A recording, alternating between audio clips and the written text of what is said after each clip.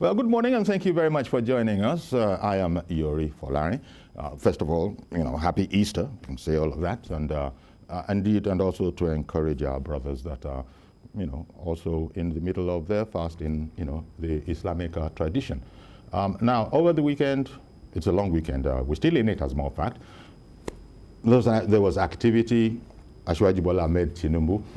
He had a meeting with the youths in Lagos, and it was a jam-packed affair.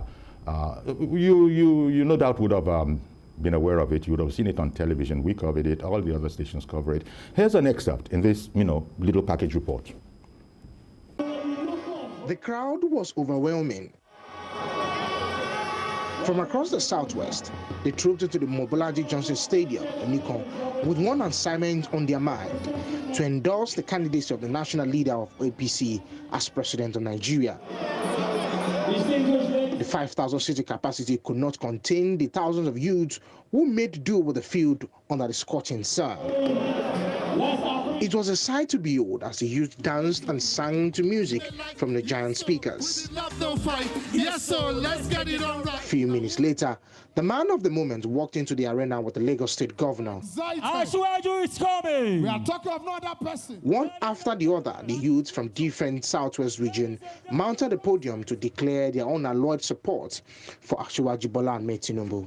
I'm here to lend my voice and support on behalf of my colleagues here to support and endorse the ambition and mission of our great leader. Our next president for Nigeria, come 2023, is Asiwaju Bola Tinubu. He was unifying the nation.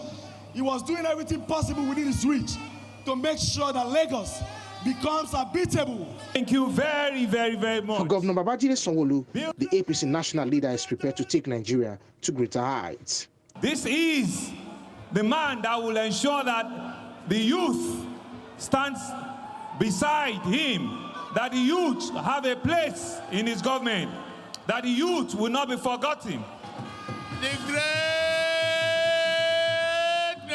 For the APC national leader, he said his presidency will create a new Nigeria as he will work with the youth to accomplish this.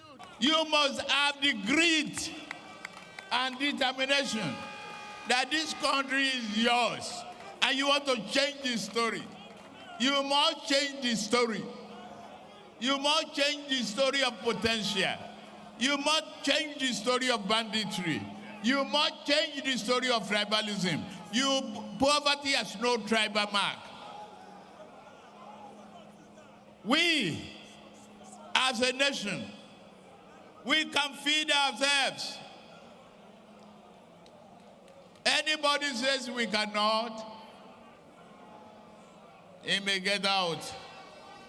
It's voluntary. We can definitely feed ourselves by being creative, visionary, and committed.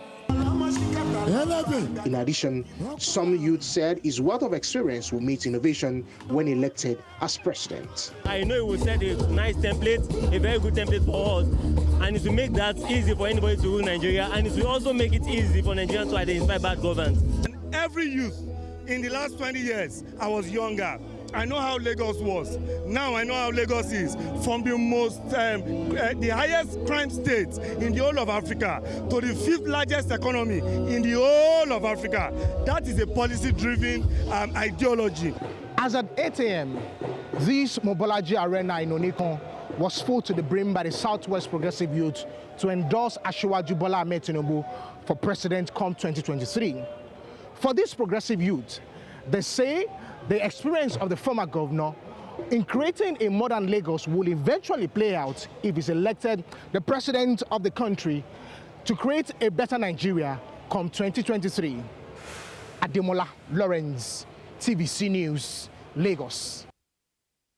Okay, thank you very much, Ademola Lawrence. That's a report that's already gone out. In fact, the full version of it is that was also covered by TVC News is also online. Now, two of the people that were in that multitude of people there, first of all, we have Comrade Ayodele Adewale, political analyst. Thank you very much, comrade. Thank you it was quite an outing in there. We'll come back to that later on. And Mr. Gbenga Abiola, youth advocate and vice chairman Agege local government. In fact, you heard his voice, but because the regalia is different, you might not have recognized it, but you did hear his voice. He did speak to camera. Good morning to you. You are of the Agege local government. You're vice chairman, Agege local, and you're also a youth advocate. What would be your assessment of that event? You know, the turnout. Did you expect that, because it was brimming, it was packed full?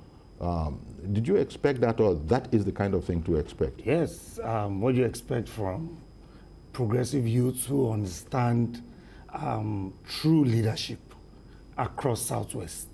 That turnout was massive all over Southwest states, because these youths believe that it's time for them to speak. Because if they don't, who will?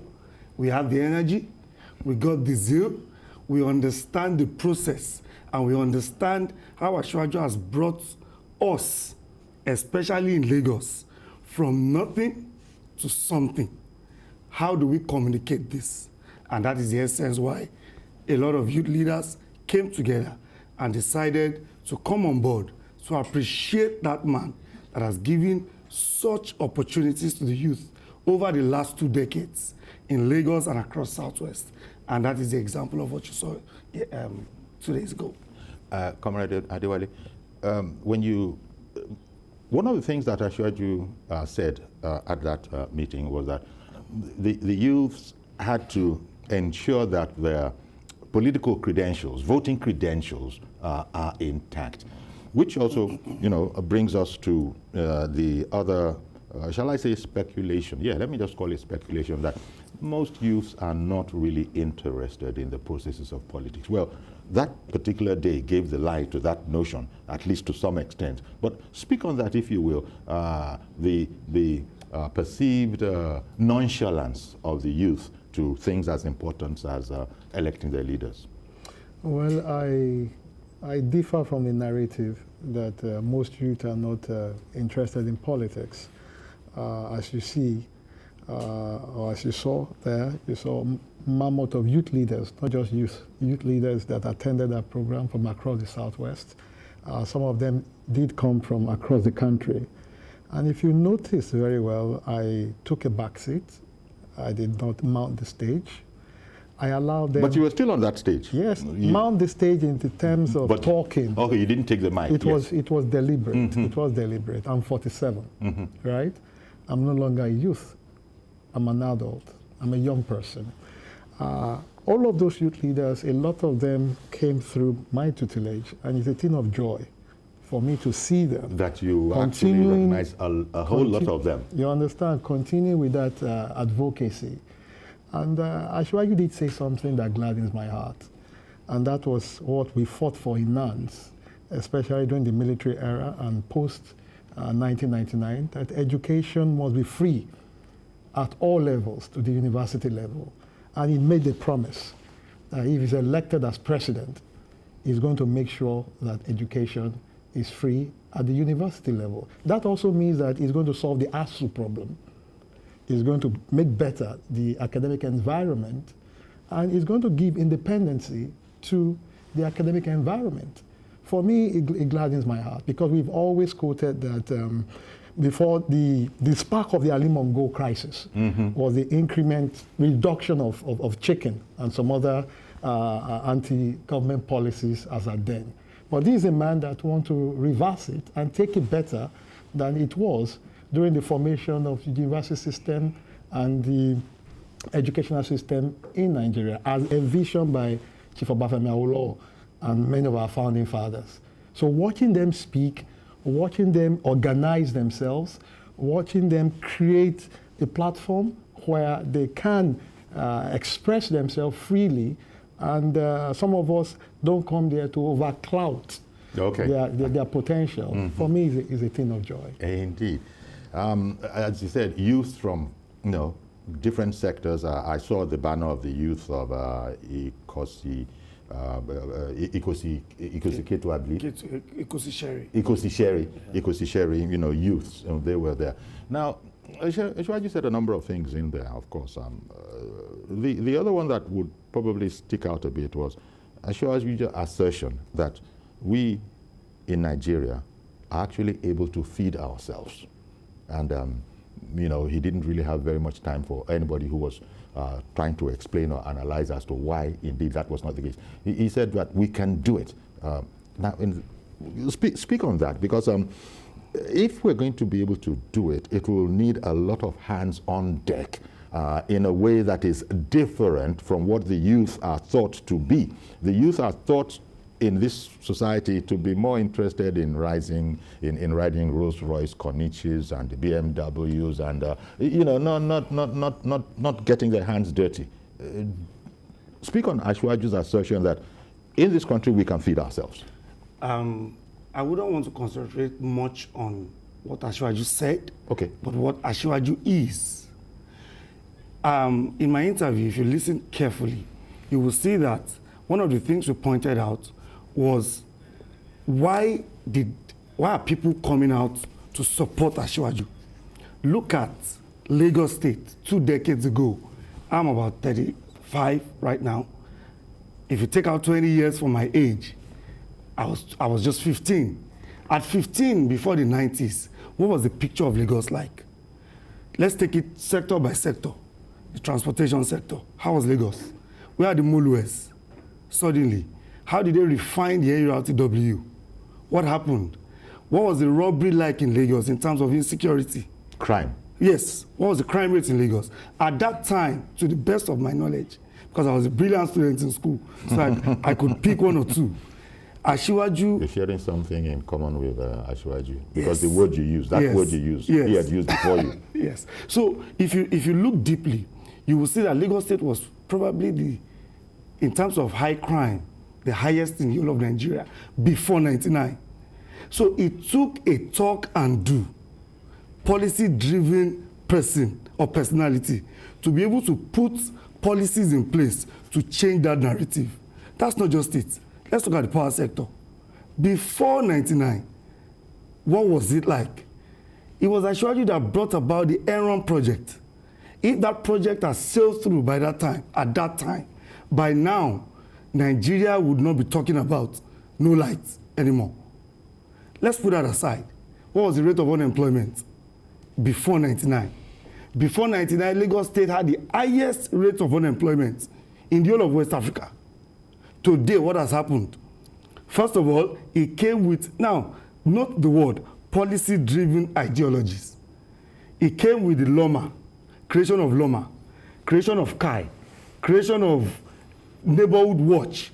These institutions today have employed well over 1 million, if not more, young minds. That is talk and do. So if I want to concentrate... Well, that is talk and do for Ashwaju himself. Yes. Now, the youth that are also the beneficiaries and their interest in continuing to be beneficiaries, not just for themselves, but the rest of society. I go back to Ashwaju's... I think the most important thing... Ashwaju's admonition that you need to be prepared, and if you don't have all the qualifications to vote, no matter how enthusiastic you are, it's a lost vote. I think we have a vibrant youth league in Lagos and Nigeria by extension, but the enabling environment is important, and that is what that man is coming. Yeah, but the enabling, I still want to go back to taking the trouble to get up, go, and get your PVC, get this, so that when the time comes, it is thought, and I thank God that you are here, it is thought that a sufficient number of youths don't really care, maybe because they don't understand that they are crucial to the process. And so I'm asking from you, because you are experienced, you are, apart from being experienced, you're also vice chair, Agege local government. Yes. Will the youth do that? Yes, I'm sure. I'm positive, because the narrative is changing. The engagements are higher. The orientation is now going down deep into the communities. I'm a local government vice chairman. I'm a young man. Obviously, I'm contributing my own quota to ensuring that the youths in my own vicinity, my senior comrade there also is a community man. So it's all about engagement. And I can assure you that the engagements are, look at, I can tell you categorically with full confidence that every youth in that stadium has a PVC. Okay. Okay. That day. That is gladdening to hear, because Yes. Comrade Adewale, you've been quite a while going back to your university days, and continuously you spoke about National Association of Nigerian Students. Do you share Benga's enthusiasm that, in fact, he made the assertion that most of the youths, he said everyone, but let me just adjust that to most of the youths in that arena actually are properly qualified. You said you don't share that narrative that youth can be a bit, detached.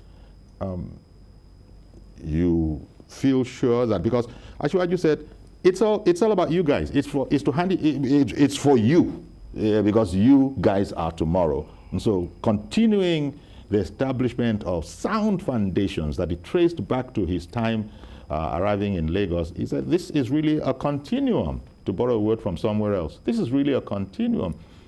You also would say that you like the youths, you support the youths, and you trust the youths that they will come through. I trust the youth of this generation, the reason being that they are very, very politically conscious. If you look at the various discourse on the social media, different platforms, it is full of happenings and developments in this country from their own various perspectives. That goes to show that they are very much interested on how this country is managed and what the political players are doing. If not so, you will hardly see any mobilization or discussion around politics or society. I'm also very happy that the youth are doing a lot in terms of the economic development of this country, especially on building self-reliance, and taking it beyond how it used to be. Recently, some youth in the fintech industry have developed different apps that are worth millions of dollars now. Okay, in case anybody missed that, you're talking about the financial technology sector. The financial technology sector of this country right now, a lot of youth are taking advantage of it. Mm-hmm. They are developing various fintech companies to solve a lot of problems. As you know, technology is the new market for this global world that we live in. And our youths are taking advantage of it. So it would be very wrong for anybody to say they are less concerned about the running of this country, about the politics in this country. And I'll use myself as a case study. In 2008, when I was elected as chairman of Amu Ward of a local government, mm-hmm. we were just two youth within that network as at then. Myself and Ayo Joseph were the youngest. And by the time the next election was coming for assembly, we had more youths coming in. Okay. You understand? A lot of youths started participating and all of that, quoting that if we had done it well, they can also do better. At that point, he also came in. I think it was less than 30 when he became the executive secretary. Sole administrator. Sole administrator then. And he performed very well. You understand? Even before the not too young to run advocacy came in, and that brought the political age benchmark to 25. You understand? And while we're in Pronaco, myself also put something forward before Chief Anthony Enahoro and the plenary of the Pro-National Conference Organization, saying that 18 years should be the political benchmark into any elective office. It is the people that will determine what they want and all of that. This will create more avenue for youth to come in, as it was pre-independence and post-independence of this country. It's on record that people like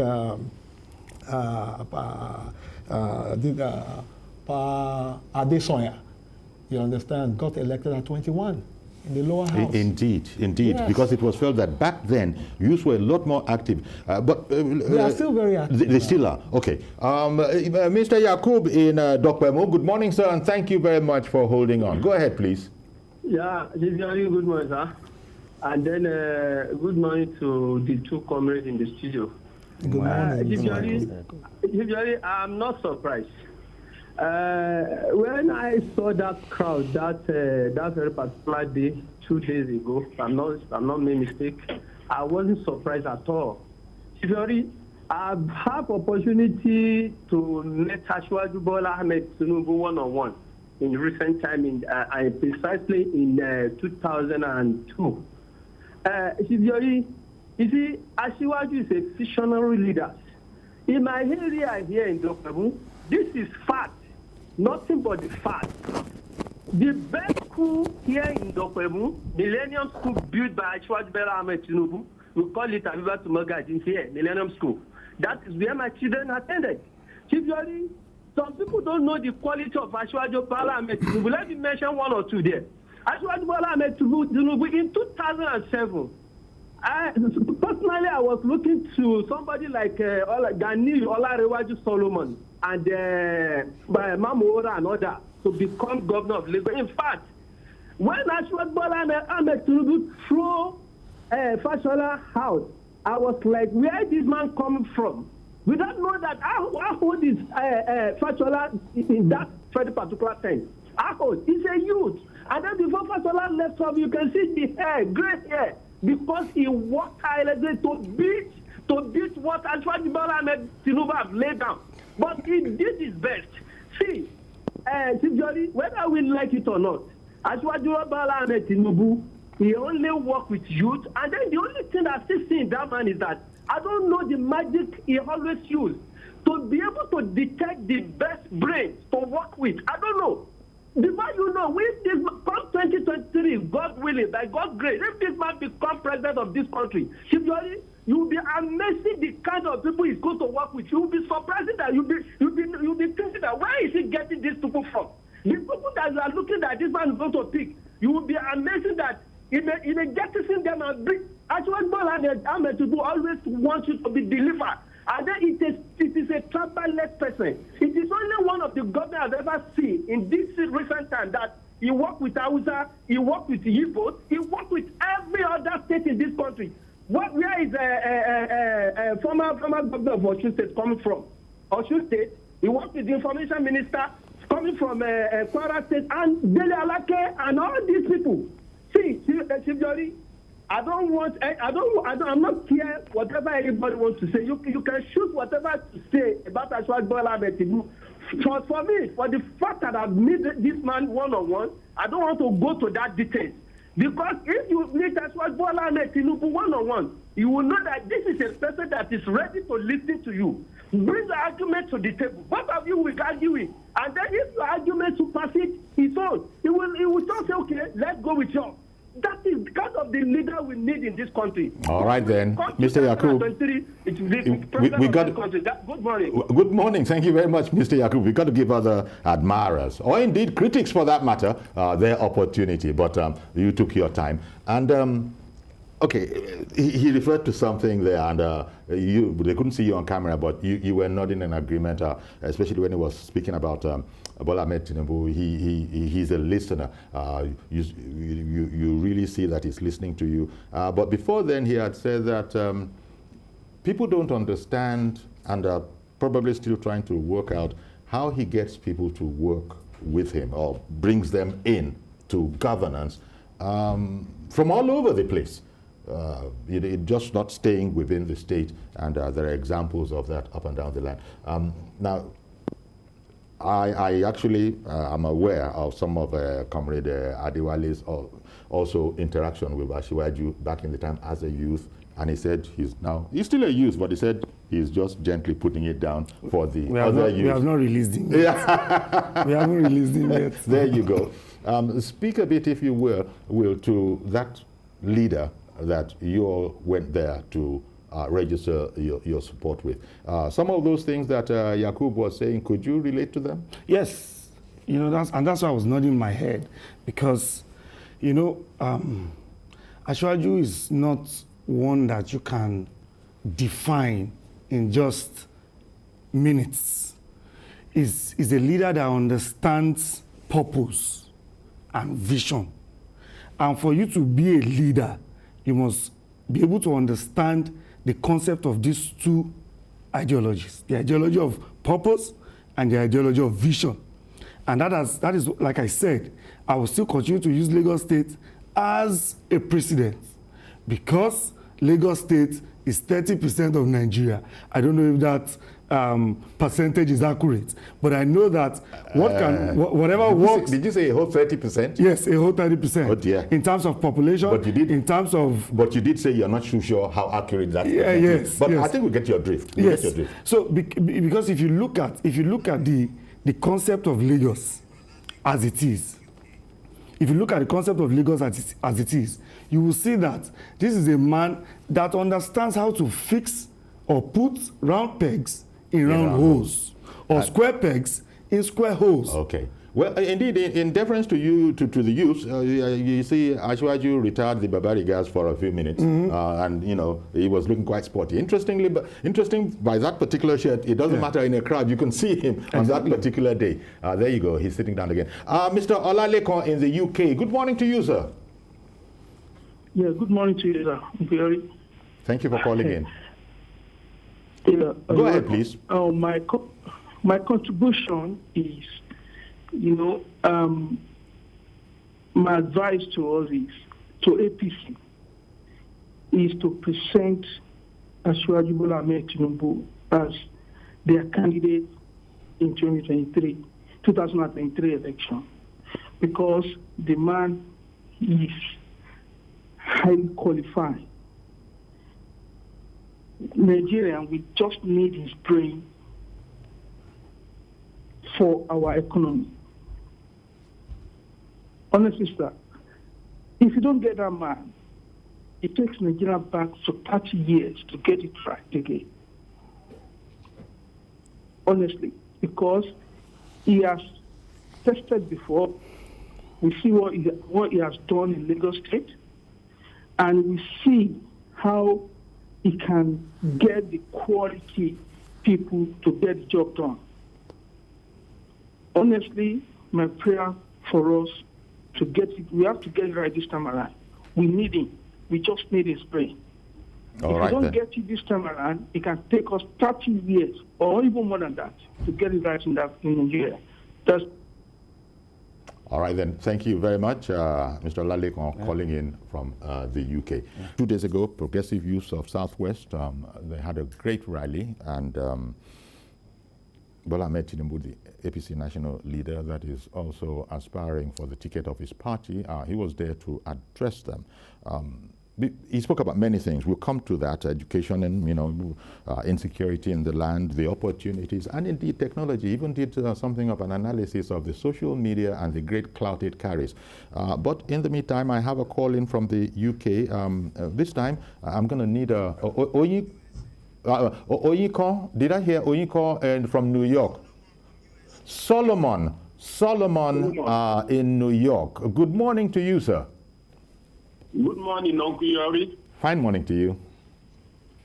Please go ahead. I just want to tell Nigerians that they have gotten another opportunity. The opportunity that was lost in 1993 is now back. Can you hear me? Loud and clear. I am saying that Nigerians have gotten another opportunity that was lost in 1993. This time around, we have to get it right. And we have Asiwaju Bola Tinubu. If we lose this opportunity again, Nigeria may not get it again. This is demand for this type of time. He's been set on ground. If you look at his antecedents in the past, he was the first governor to make a woman the vice governor in Nigeria. He was the only one who was appointing people of other extraction in Nigeria, judges in Lagos State. He was making people commissioners, people who are not from Lagos. And people would always say, oh, this one is not from this place. It was only Ashwaji that was doing that, and he's been doing it. So you have the opportunity now. It's good that Nigeria gets it right once and for all. Thank you, and God bless. Indeed. Thank you very much for calling all that way from New York. We've seen, quite frankly, all over the diaspora in Nigeria and then in the diaspora. So it's certainly encouraging that people are monitoring what's going on here. Now, yeah, the rally was the rally, and yeah, the Ashwaji is quite versed in that area of the greatest of the greatest of the greatest. Mm-hmm. That's a particular sort of a signature. In fact, this time it was a great. Now, he spoke about many important things: education, insecurity, opportunities, technology, and of course, these are themes that the youth. Quite frankly, he chose his speech, shall we say, and his focus. He adjusted it to suit the audience, because whereas there are still people like you and I that are, still doing our best to keep up with what's going on in the technology sector, the youths there, it's almost like second nature to them. Mm-hmm. And you notice that he was pointing out some things about the power of Twitter, the power of the internet generally, social media, and how it could be harnessed. Speak on that, if you will. Well, basically, he did a projection, and he did some analysis on contemporary opportunities that are bound for the youth to hinge on and develop their individual self. Let me interrupt you, but please hold your thought. Olagoke has just called in from Akute. Good morning, Mr. Olagoke. Good morning. Please go ahead. Please go ahead. Yeah. What I want to say, I'm just hoping that Ochibajo, the vice president, coming into things. People have been saying so much, condemning Ashwaji, but they fail to realize so many things. Now, one, Ochibajo is part of this government. He has been there for 7 years. And we all saw what is going on presently. Except anybody wants to tell me that they have not been allowing to talk or to come out with policies that could change some of these things happening. The security situation is so bad. Does he have any other idea or whatever that he wants to introduce when he became the president that is now keeping to himself now? That is one. A lot of people have been condemning Ashwaji that is so corrupt. I want Nigerians to mention one of the politicians that are not corrupt. Mention just one of them. I think what we should be looking at is, let us look out for somebody that can perform. Let us look out for somebody that has an antecedent that can uplift this country. Not just condemning people because you hate it or for whatever reason.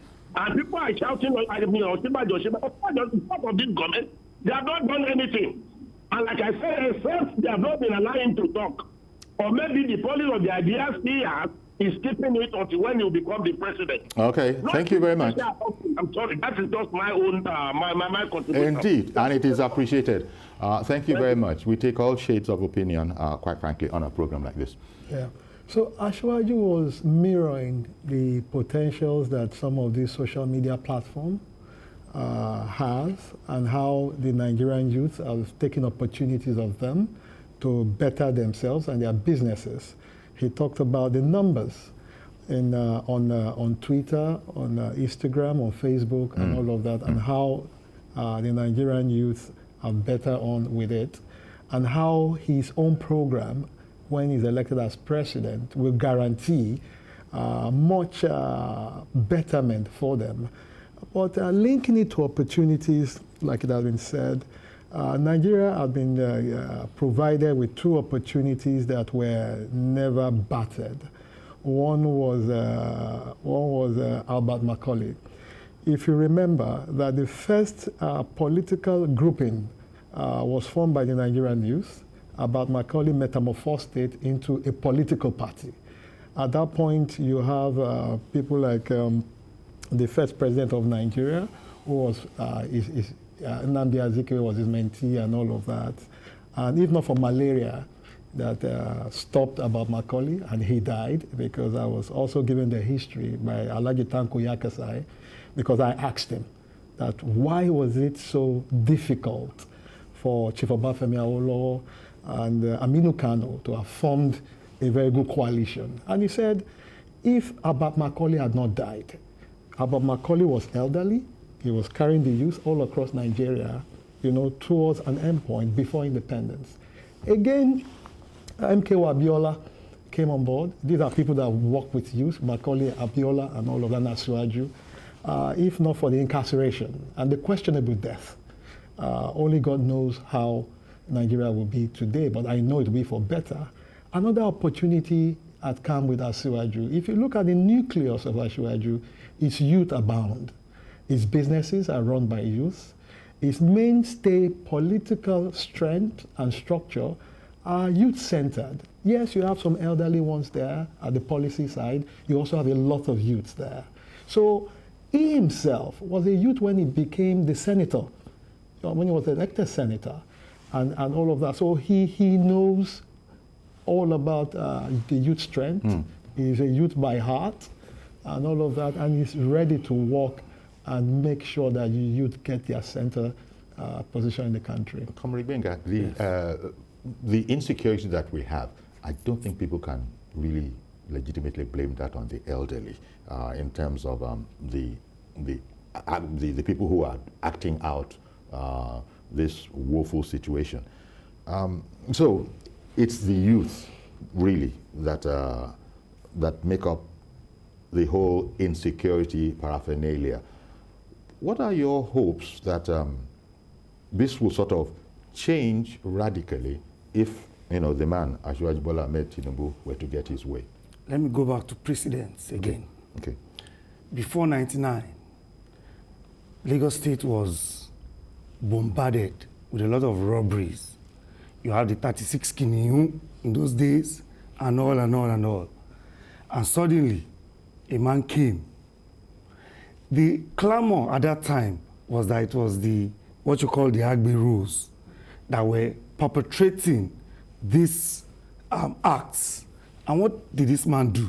First of all, he created another ideology. He created another ideology.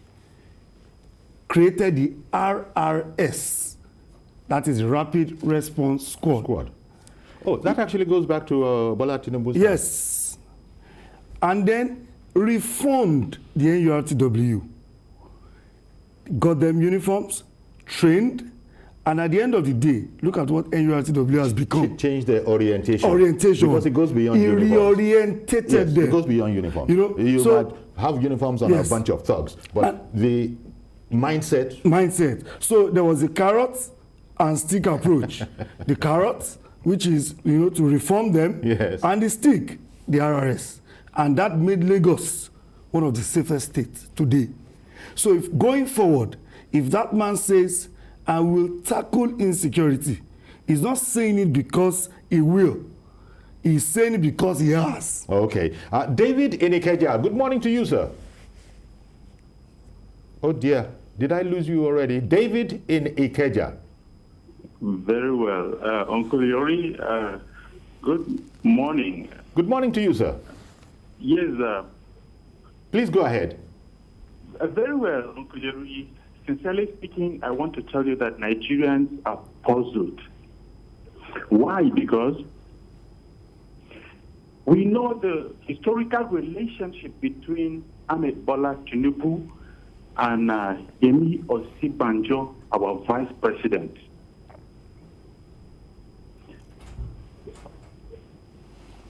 Uncle Yori, we know the pedigree of Ahmed Bola Tinubu.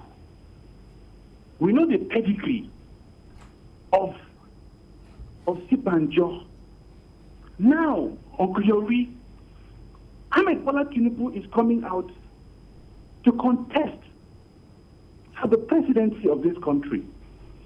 And Yemi Osibanjo is coming out again from the same zone to contest. Is it a puzzle? I mean, could this be a reality or a myth? Is it a game? We want to be clear on this, considering the relationship between these two personalities and coming from the same zone. I just pray the panel of guests will address this issue to help us get out of this confusion. Thank you very much, Uncle Yori. You guys are doing well. Thank you very much, Mr. David, calling in from Ikeja. Okay, now that's a theme. Let's not run away from it. That's a theme. It's out there. Social media is full of it. But I think what most people are saying is that, look, it is what it is. Every Nigerian, who has, is entitled to, is qualified to run. The issues are now, people are going into the moral aspects of it. We're not going to spend very much time on it, but we just wanted to say that one is fully aware, all Nigerians are aware that, yep, that issue is out there. But give me your thoughts on that, because without being, unduly personal, it's a situation where it's politics, right? It's just a simple analogy here. What does Nigeria really need right now? A leader that can produce leaders. So if Asiwaju as a leader can produce another leader that wants to contest for president, that tells you the kind of person Asiwaju is. And that tells you the kind of person Nigeria needs. So for me, anybody can contest, exercise your franchise, exercise your constitutional rights, but we see and we know that right now for Nigeria, what we need is someone that has what? The political will, the economic will, practical experience. There are so many other governors that are contesting for presidency. Not to mention maybe structure. Yes, yes, I'm going there. Well, let your senior coverage, as you put it, yes. Let him take over. Well, because it's a question that, one can't dodge. It's out there, and people are talking. Well, for me, I think I'll keep my focus on how to solve problems that confront the Nigerian state. We need someone that can gravitate square pegs to square holes. And that is what Asiwaju is known for, more. Asiwaju listens more, he watches more, and he discusses a lot. And within that framework of discussion, a lot of things are brought to the table. That is why he's able to fix the puzzle and put people at the right position for them to perform. And remember that he's also from the private sector. He also uses the KPI system to make sure that things are done right within the shortness of time. And he does a review. He does a review analysis of projects and programs and processes. Asiwaju is a unifier. If you look at his cabinet before he left, he was the first to bring an Igbo man into it, not forgetting that an Igbo man had been mayor of Lagos before our independence and all of that. So he understands nationalities, he understands the strength of nationalities in building a perfect society. So you should give it to him. He's a unifier. Okay. And taking such potential to the center is going to make sure that every geopolitical zone gets their own rightful opportunities to contribute to the national development of this country, and of course dissipate development all across, and giving women more opportunities. It is also during Asiwaju's cabinet that you have more women in the Lagos cabinet that became the barometer for other state government to copy from. And Lagos economy is such that it's bigger than 6 countries in Africa. Indeed. Very big economy. And this is a man that also laid the templates for the development and strengthening of Lagos economy, to the extent that they were able to weed out ghost workers from the system through the Oracle system that he introduced, which also blocked leakages. Indeed. He was talking about security. Not to mention the fact that, there are other states that actually at one time, I don't know if it is continuing, actually came to study the model of course, in not Lagos. only states, some countries. Some countries too. Yes. Mr. Falade in Ipaja, good morning, sir, and apologies for keeping you waiting. Go ahead, please. Good morning, Uncle Yori. Good morning, sir. Yes. My own side to this is that I'm not doing a comparison between Osinbajo and Asiwaju Bola Tinubu. Osinbajo has every right to contest, to declare, but my own issue is Tinubu is the one I am concerned about because he has whatever. He has all it takes to govern Nigeria. He has all it takes to put Nigeria on the right track again. We are talking about his antecedents here. He has been in politics. We have known him for quite some time now. He is not a misroad person. He has been there. He has built his block. He has built his structure. He is a perfect identifier. He has brought in people. We saw what he did in Lagos. We saw the roads. Before he came, they were doing roads by manual labor 3 months. After 3 months, the road is bad again. I can still mention the Tire Road. I can still mention Alausa to Oregun to Ojota.